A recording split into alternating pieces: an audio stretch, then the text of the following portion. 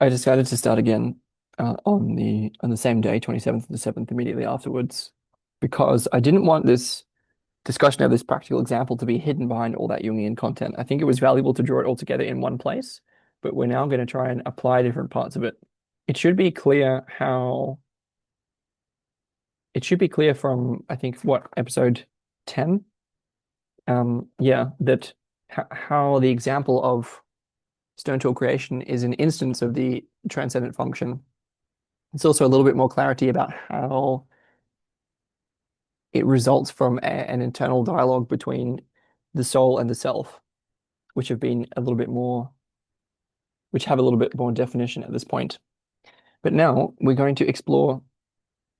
So I'm going to be asking you to imagine, and one might even write down the list of opposites which we're going to talk about. So the idea is that stone tool making was one of the origins of it, was an expression of the transcendent function, and it created an imbalance that contributed to the arising of the situation, the predicament of our own times. So the idea is to be conscious, become conscious of the transcendent function, and to employ it in the uncovering and recovering of a compensating process. And we now need to specify.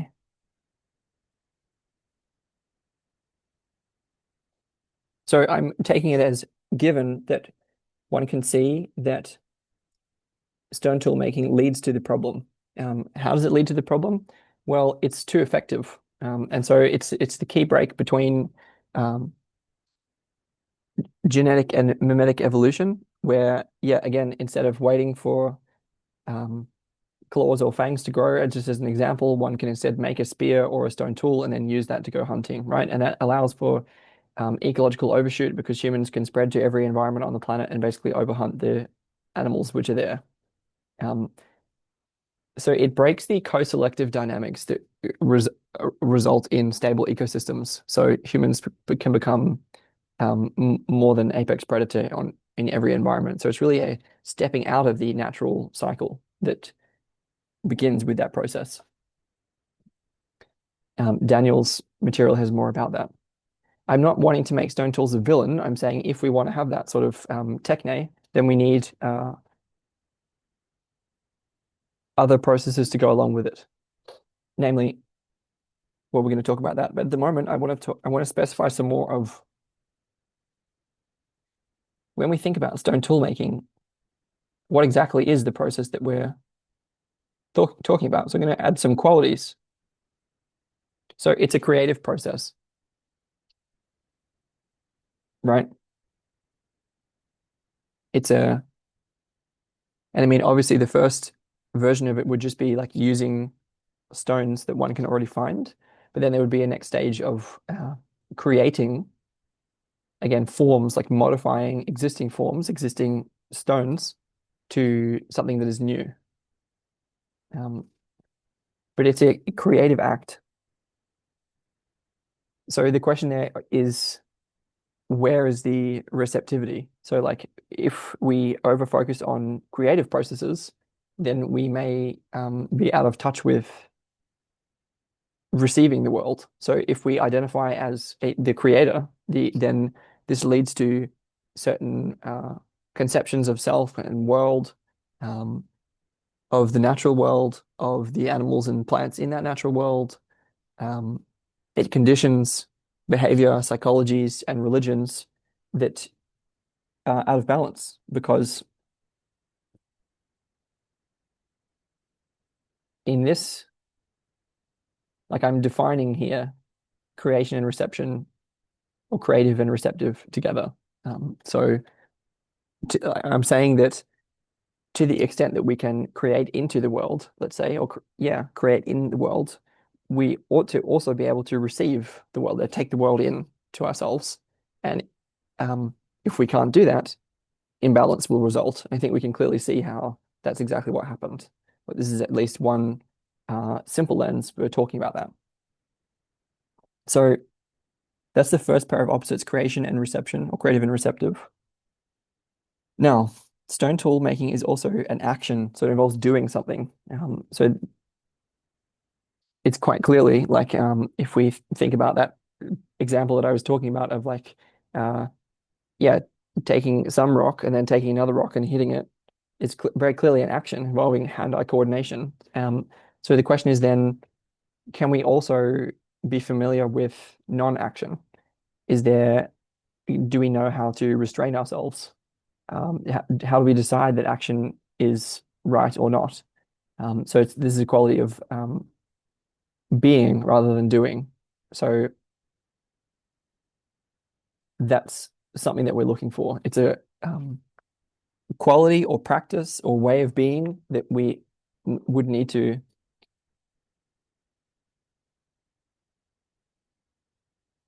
also develop concurrently. So that duality was action and non-action, or doing and being. The next one is this quality of splitting, dividing, or breaking. And so we can see there that it's not only the creation of new forms, it's the modification of existing forms. And we tend to do that in a way which is breaking them down, right? Like splitting them into many pieces. This is a kind of atomic splitting apart activity. The opposite of which is something like joining, mending, reunifying, or repairing. So we're needing to, yeah, we're those are qualities that we're going to be looking for and hoping to develop in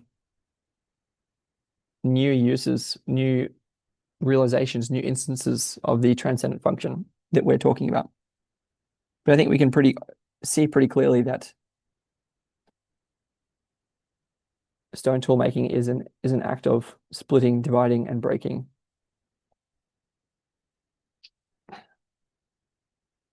At a more abstract level, we could argue that splitting, dividing, and breaking actually brings us down into the interrelationship with many particular things.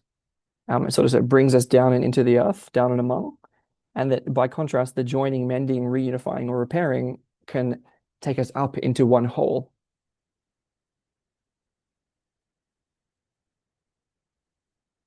Anyway, that was the third pair of opposites that I was talking about. And we can see again how those are reflected in our self-conception, our cosmologies, our religions, where we see like man as creator, man as one who's destined to create the world in his image, and fix. And sorry, the images this is from McGilchrist, from the Kabbalah, and etc. Man's role is repair, like a steward of the earth. Kind of very different conceptions of what we are supposed to be doing and who exactly we are, that have not gone together. Like the more that we want to do this splitting, dividing, breaking sort of activities, the more we need these joining, mending, reunifying, and repairing kind of activities, and also self-conceptions. Moving on to the fourth dichotomy that I wanted to talk about. Not enough and enough. So what do I mean by that? Well, think about the act of making stone tools. One needs a certain incentive to do that. There's a sense there that what already isn't adequate, isn't sufficient, because one enacts a creative process of creating something new. There's a kind of, I think that has to stem from, at least in part, a recognition that whatever already is not enough. Where enough, by contrast, would be kind of connected with the quality of leaving things alone rather than shaping them, reshaping them, breaking them, changing them. It's leaving them be, acknowledging, and this is, I guess I'm phrasing it in terms of the internal feeling, where that action comes from a state that we could call the feeling of not enough. For example, the classic problem would be, if one, like the monkey, right? If one wanted to get some food, but one needed a tool to get that food, well, one might feel empty inside.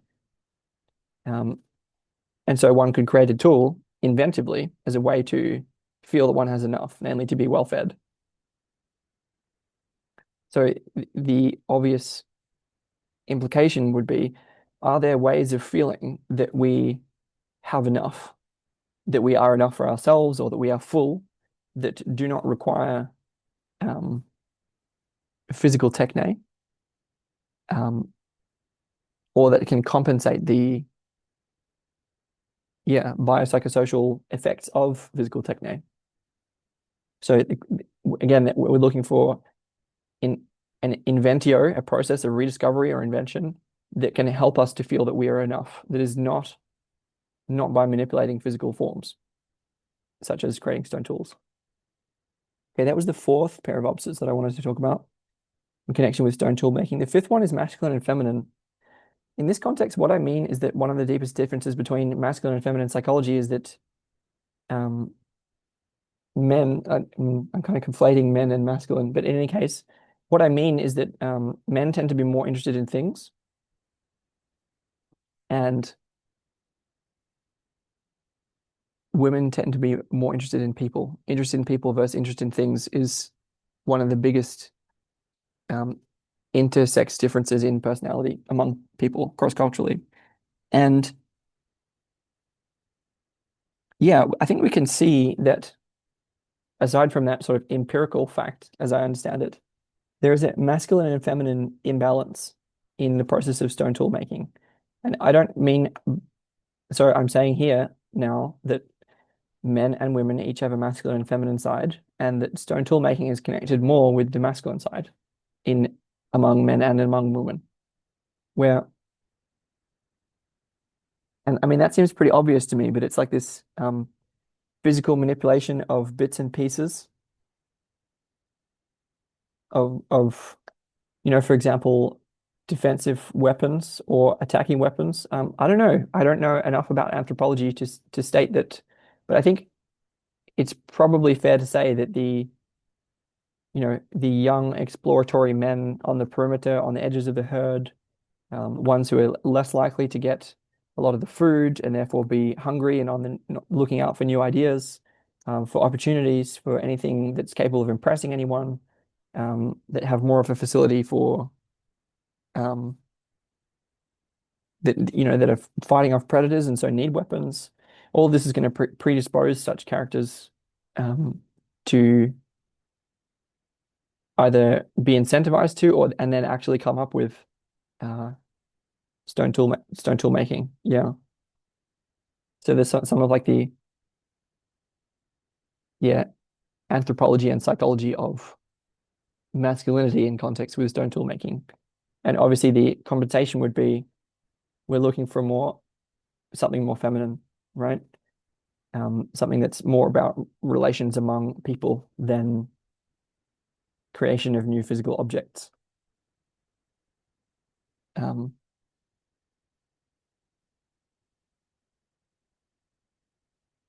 and I'll extend that a bit more down the list.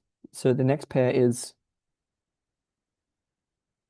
invention and inventio, which might seem like a small distinction, but it's actually not. So invention meaning invention of something new. So where stone tool creations is specifically the invention of a new form, one that hasn't been seen before. So it requires this like an idea or insight that results in manipulation of existing forms for the creation of something new. Whereas by contrast, inventio, and I could even define that Latin term for us so that I get it right, generally means discovery, invention, or finding. Yeah, it's sort of it's Vervaeke that talks about this in my world, where it's not necessarily, it's more of a discovery process than an invention process. And what I want to talk about, like the connection there is that it obviously could be a rediscovery. So in connection with truth as aletheia or unveiling or unconcealing, it's sort of rather than creation of something new, it's a um, unveiling of what already is. It's like not literally the creation of a new form, but the reappraisal of existing forms. So rediscovery of the old rather than the discovery of the new. So I hope that distinction makes sense. So where Stone tool making is the creation of new forms, and what we'd be looking for is something that has more of the quality of inventio, which is a rediscovery of old forms. Um, for example, by making deeper contact with reality, we can, and with the specific forms within reality, we can unveil, unconceal, rediscover um, the truth of what they actually are in a new way. Okay, next distinction is potential and actual. So in stone tool making, we see there is a focus on what could be, as in there's a quality of exploring. It's a quality of becoming. There's something about what am I trying to get at here? Potential. Yeah, it's bringing something new into being is a focus on what could be. I think one has to imagine not only a new form but also a future state. Um, it's a moving into the future. It's a creating that future. To focus on the potential of things that they could be something more than they are. Whereas the contrast would be a focus on the actual. So it's like a reappraisal, revaluing, and reappreciating of what already is, rather than changing them to be the potential of what they are. And I think in potential, we also see that potential has a more non-physical quality. So potential is something that we imagine. It's a vision of the future, whereas the actual is so in that sense, potential is connected with the idea, whereas the actual is connected with the actual objects. You see what I mean?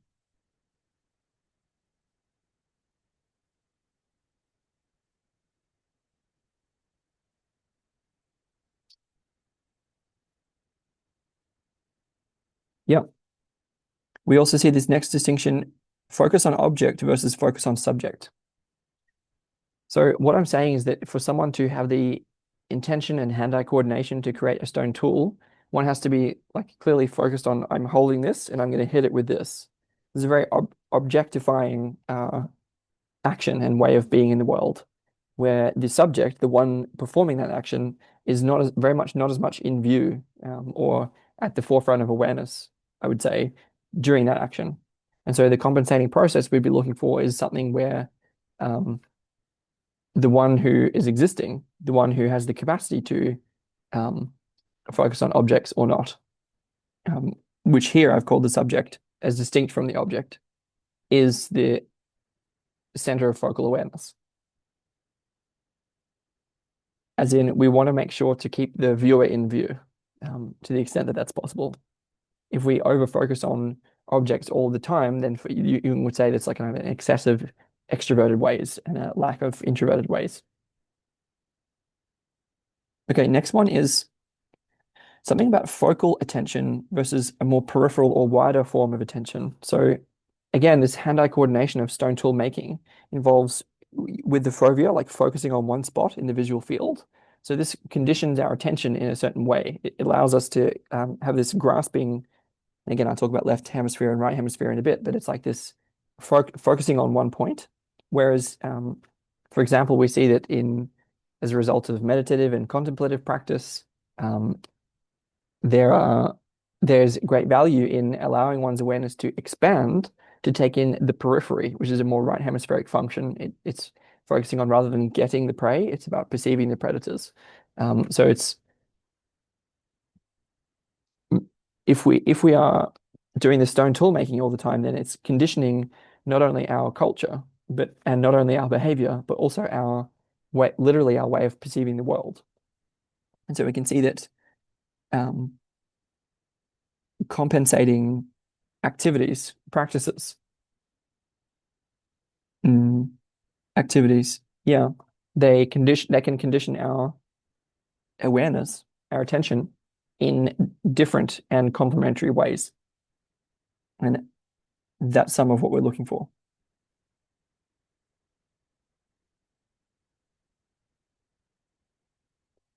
Yeah, so for me, that's connected with parts and wholes, which is the next one that I wanted to talk about. So to the extent that there's a way that focusing on stone tool creation involves focusing on the parts that things are made out of, or breaking them down into their parts, where there may be less of a focus on either the whole that the existing parts are already a part of, or um, the wholeness of the forms that get created. Like I'm saying that when this behavior of stone tool making becomes built into our culture, then it may result in a tendency to see things more in terms of parts rather than in terms of wholes, which, yeah, obviously is a form of imbalance. And I've then made explicit the left and right hemispheres as the next distinction. And I won't go on about that here because it's pretty easy to get a little review of McGilchrist's work and see how that's relevant. It's basically like the left hemisphere divides things up into many inanimate pieces that are manipulated for the sake of, and this is coming from the sort of prey-seeking, um, it's kind of the mechanistic, and it treats everything like an assembly line, essentially. This is very much involved, I would say, in stone tool making.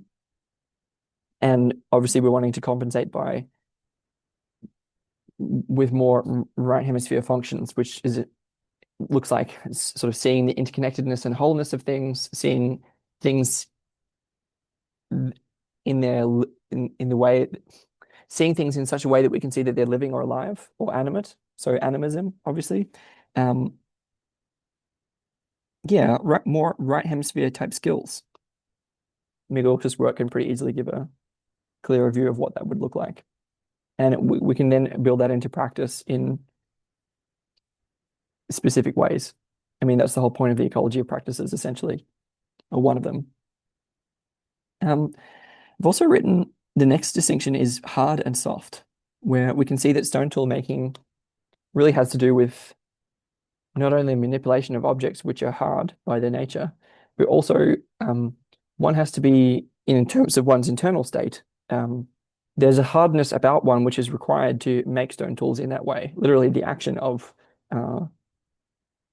hitting, breaking like that, it requires a certain hardness internally that ought to be compensated with softness, not only with, you know, facility with and time and attention to um, things which are more soft, but also softness within. So like vulnerability, for example, weakness, could also say, but that would be different. Anyway, I won't go on with that to say that the next one is modification or change as opposed to conservation or protection. Yeah, I mean, this seems again pretty obvious where stone tool making is a way of changing or modifying what already is, and that there ought to be a compensating process or orientation toward conserving what already is and protecting what already is, which is not directly implied in stone tool making.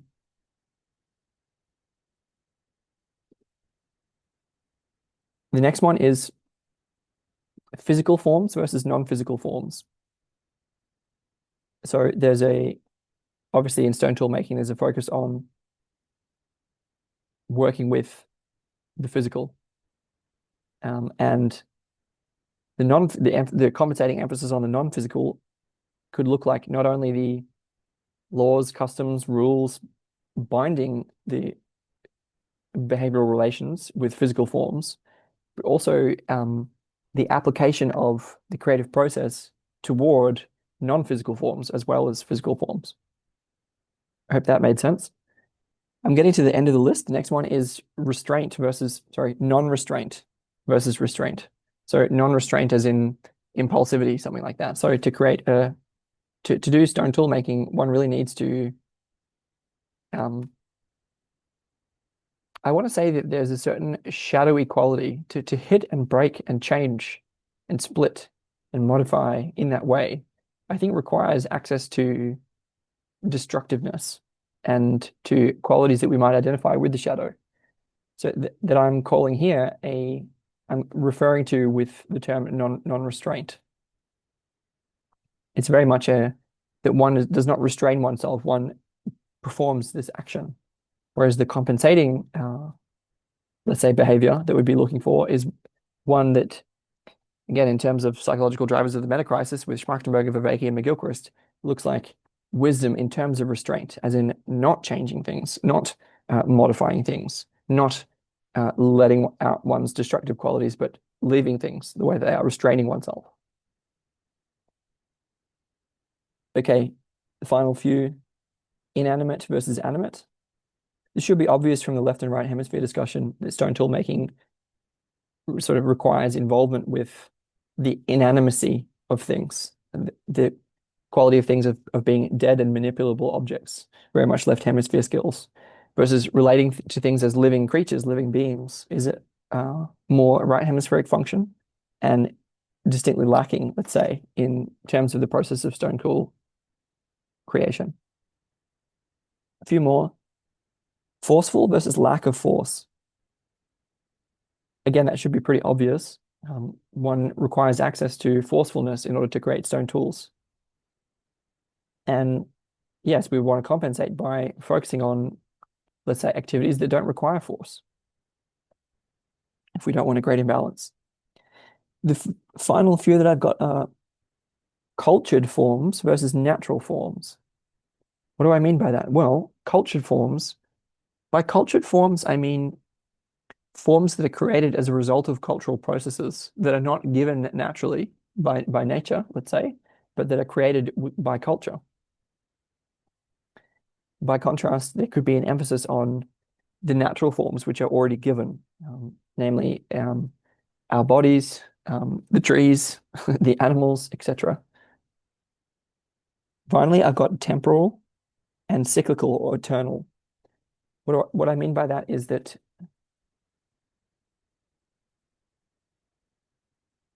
yes, I think we can see that stone tool making results in it's a kind of accelerating in a certain way. And I think it's possible I'm not sure I want to defend this at this point, but there's a way that stone tool making sort of brings us down and into the flow of change, the temporality of things, their changing nature. Whereas I think it's not necessarily the case. Like I think that can distract us from the aspect of things which has a more cyclical or eternal nature. So once we get stone tool creation and the cultural forms that come from that, there's a kind of unspooling or accelerating into history and into linear directed progressive movement, let's say, and away from the cyclical bounded wholeness that allows us to connect with what is eternal or not bound in space and time. So in that distinction, we can see that stone tool creation actually sort of brings us deeper in connection with the temporal. It's interesting because that the bound in space and time quality that I mean by temporal would be associated with the archetype of the Great Mother, whereas what is eternal, as in not bound in space and time, would refer to the other archetype, which let's call the Great Father at this point. The reason that's interesting is because this sort of left-hand column that we've been drawing is more associated with the masculine up until, yeah, for most part. So that's all I wanted to talk about in terms of stone tool making. So I hope we can see that. I'm going to now read out the list that refers to that process. So creation, action or doing, splitting, dividing, breaking, quality of having not enough. So there's a focus on masculinity, invention of the new, a focus on the potential, what could be, a focus on the object or objects, a use of a focal attention, the fovea, the focal point of our attention, a focus on the parts of things, a use of the left hemisphere and left hemispheric functions, a focus on what is hard, and the use of hardness within as a quality come from. The focus on modifying or changing what is, a focus on physical forms, a quality of not having a restraint or not showing restraint, a focus on inanimacy or the inanimate nature of things, use of force or forceful attitude, let's say, and an orientation to cultured forms that are produced as a result of culture, and the temporal sort of changing changing nature of things. This is, as I'm suggesting, all the qualities that are sort of present in stone tool making, or at least some of them, where the other ones, which we might think of as qualities that we're looking for in a kind of compensating process, have to do with qualities such as receptivity, non-action or being. They have to do with joining, mending, reunifying, repairing, feeling enough, having enough, more feminine attributes, or you could say yang and yin, so more yin attributes. Inventio rather than invention, so rediscovery of the old, or an uncovering, unveiling of what has always been. A focus on what is actual, what is already here, and the actual in the world, as in the actual things, let's say. An orientation to the subject rather than the object. So an awareness and a focus on the who, the being that one is being in relation to things. An awareness and a practices related to a focus on the peripheral attention, so a widening of our awareness, or attention to the context. I might mention as well the implicit rather than the explicit, although that takes us a bit further afield. A focus on wholes rather than parts, the whole that everything is connected with, how everything fits into the whole. Right hemisphere related skills, qualities, capacities. Hmm. Um, uh, an orientation to everything that's soft rather than hard. An orientation to conservation or protection of what already is rather than changing it. A focus on the non-physical forms, or at least not on physical forms. So showing the quality of restraint, focus on the animate or the living nature of everything.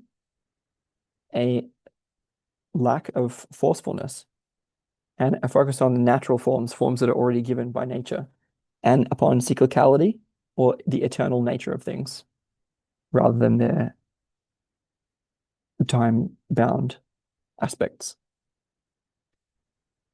Okay, so this gives us a set of criteria that help us to narrow in on what kind of process and processes, like all of these qualities, can be sort of taken up into practice, into sort of design criteria for different skills, techniques, practices, values, orientations that can help us to redesign culture in the face of and as a result of the situation in which we're embedded.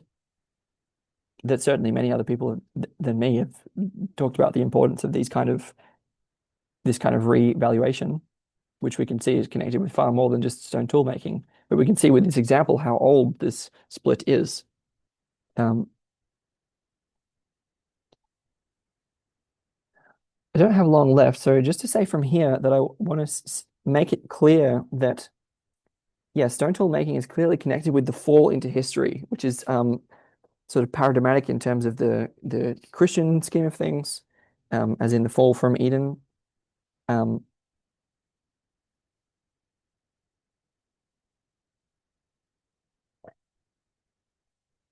but I think we can also see that, yeah, I'm wanting to sort of, again, I haven't talked about Eliade or Neumann yet, but and Gary Clark for one, Carl Jung and the evolutionary sciences, to talk about how um, there's more animistic and um, forms of religiosity that where there was a focus on the connection between the sacred and the feminine, and sort of men going and finding ways to create stone tools, for example, can cause a key break, a rift with that model of religiosity, and give men essentially um, a source of power that they didn't have previously. How is it connected with the fall into history? Well, why is it connected with the knowledge of good and evil, say? I think there's this extent to which one may see the. No, I don't think that's clear. I don't think I can argue that knowledge of good and evil is connected with stone tool making. I'm just trying to connect it with the biblical fall narrative. but I think it's too complex. So I simply say that we can see that in stone tool making, simply from, anthropological studies, that it leads to this, yeah, it's the change between genetic and mimetic evolution that leads to a rapid accelerating of um, human developmental, like cultural dynamics, essentially, that lead to a fall into our situation. We can also see that it's a successful instance of the transcendent function, which is what I talked about, using the example of monkey looking for food. It's this inability of life to proceed, and so the problem or situation is introverted, taken within, and an insight symbol image arises for one that allows life to move forwards in terms of what if you perform this creative action that results in this tool that can let you go and get the food, let's say. That's pretty obvious. Finally, I want to discuss briefly how we might see how, like, if we're looking for a rebalancing process, along what dimensions or across what dimensions or levels may that rebalancing be required to act? So, for example, I'll talk about Marvin Harris, I'll talk about the four levels of knowing, and I'll just give the seven chakras as one that could also be considered. So, for example, here, again, Marvin Harris, we talked about infrastructure, social structure, and superstructure, where infrastructure is what is everything made out of, so the physicality of things. The social structure is roughly the social agreement fields, the institutions, um, law, governance, science, medicine, etc. And the superstructural layer is essentially culture, religion, philosophy, guiding values, what is the good life, why are we here, spirituality, etc.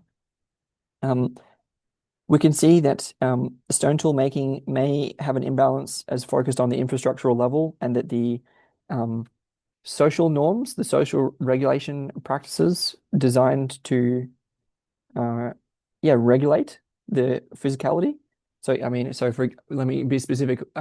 Daniel gives the example of how the invention of a new physical techne reconditions the social and superstructural layers, and that we may need to rebalance by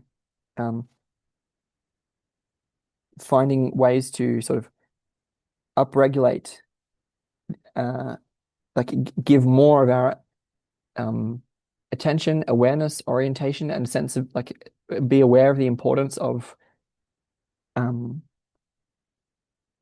the social agreements fields that we have. So, for example, what laws and rules bind and govern the use of physical techne, but then also what values and indeed what spiritual religious practices, what philosophies help us to create those agreement fields, but then practically as well, how does our culture practice in such a way that sort of immunizes or protects us from the conditioning influence of the techne that we possess, if that even be possible. So this is in the context of sort of what Daniel talks about as axiological design. How can we design instead of being conditioned by how can we be conscious of how to create the physical techne that is available to us such that it conditions us in a desirable direction, in a way that is aligned with our highest values, let's say. Um,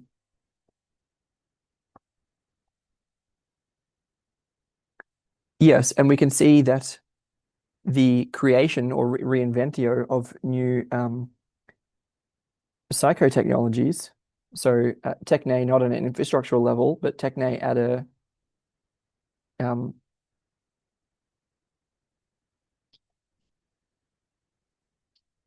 techne at different levels of, let's say, society can, what can they do there?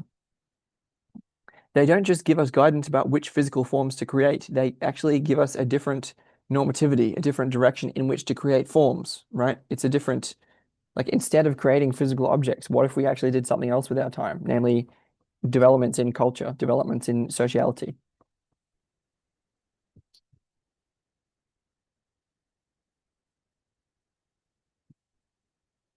I can also mention there the importance of not just techne, but some other Greek words, namely episteme as connected with truth. So Techne gives us power in the world, gives us like it lets us know how to move forwards in the world. So it's a kind of tool, right? And even psychotechnology is a kind of tool. It's a kind of how to move forwards, which is kind of what I've been developing. Importantly, we have other. Um, what I'm saying here is that the rebalance that's required is sort of not only away from the infrastructural level, but away from Techne itself. So we don't just need cultural forms of Techne, we also need emphasis on episteme, as in truth, as in, sorry, I'm saying that as per John, the Techne is one sense of realness that is available to us. By inventing new Techne, or discovering new Techne, we we can connect more deeply with reality. So for example, by allowing us to move further into life. Um, but episteme, as in truth or access to truth, is another sense of realness that we have available to us to develop. And moreover, noesis or noticing, which is connected with presence as a sense of realness, and communitas or gnosis, which are connected with attunement and participatory knowing. And so that's more to do with transformation and to do with communitas from Victor Turner. I mean, look that up, I would say. And none of those have to do with Techne, right? So these are all um, can be built into practices designed to regulate our development of Techne, but also um, orientations in and of themselves that are not that are different than Techne, additions to Techne. Okay, I also wanted to mention that sort of covers Marvin Harris. That also sort of covers the four levels of knowing: participatory, perspectival, procedural, and propositional. Um, yeah, just to be very explicit, we think we can see that stone tool making has more to do with procedure, power, techne, tools, knowing how, and we can, yeah, and it's sort of we're sort of being conditioned from that level, whereas we may want to, again, sort of condition ourselves, and maybe that's not the best language, from deeper levels of knowing by participating. But I won't continue with that. Just to offer finally something about the seven chakras. I mean, we don't have to use that system. It's kind of interesting when the Chinese, Egyptian, and um, I'm forgetting the other major chakra system at this point. Indian, I guess, Indian, Chinese, and Egyptian. They sort of have a convergence on sort of energy centers or centers of awareness within the body. I'm not sort of wanting to hang my philosophy on that at all, but we can see, I think, how, yeah, if there's a focus on, I'll give you an example, like maybe I'll use it in terms of primary human capacities. I want to say vision. So using our sight, half of our brain devoted to our vision, let's say, primary sense for humans. Um, can we see more deeply into things? It's connected with the Greek term theoria, if you want to know. And we also have speech, language, and use of our hands. This is, that we can take apart and manipulate things. Is why we're different from dolphins, right? Dolphins might be smart, but they can't do that sort of thing. How is that connected with chakras? Well, very, very basically, obviously the eyes and sight would be connected with the sense of insight, intuition. Um, Language, speech is obviously connected with expression from the throat. But I also think like vocal expression expresses from all of these levels from the whole being. So it's not exactly a one-to-one mapping. And then finally, it's from Alexander Lowen, the different muscle groups. There's a way that the hands and arms are connected with a band of muscles that includes the heart. So in energetic systems, the hands are often connected with the heart chakra. So again, we can see there there's lack of focus on the root chakra, the sacral chakra, the solar plexus chakra, and I forget the name of the top one. So that may be a kind of imbalance that could be worth exploring. But we can also see just with language, vision, and hands, it does require a fair amount of hand-eye coordination to do the stone tool making thing, but it may require less of language, right? So certainly I'm looking for something that is more, hey, there are other skills, there's other things that humans can do other than break down and manipulate things with their hands. We can also repair things with our hands by like binding, mending, weaving, etc. And we can also do the same with our words, right? The words can be splitting into multiple different things, dichotomizing, for example, but they can also be binding, mending, repairing, reunifying, which is exactly this sort of shamanistic function of the logos, which I'm orienting to. And I think we can see this is also connected with seeing more deeply into things in the sense of theory or in contemplation. Like we're not just seeing the surfaces and how things can be manipulated and controlled and modified. We're also seeing the suchness of things, how they are in their own nature. We can give you an example, like if we can take up the perspective of one of the animals, then we not only gain hunting and tracking skills, but we develop a deeper and more intimate relationship with that particular species. Maybe we take it as our totem animal or something like that. I'm talking about skills and capacities that involve seeing more deeply into the world and binding ourselves more deeply than the world in the world and among the world.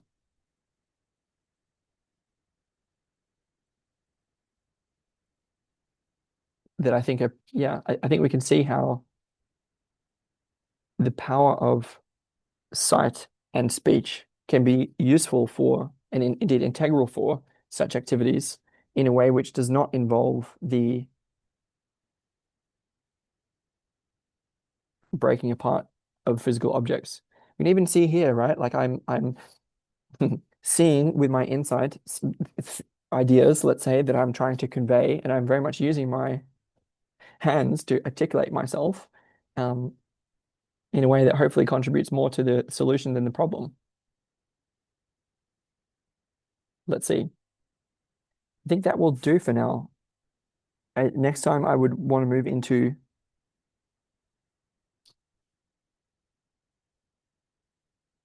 yes, applying an understanding of the problem of three and four to Jung and quoting from him to maybe that quote that I gave in, I think, episode 10. But let's wait and see whatever I do next.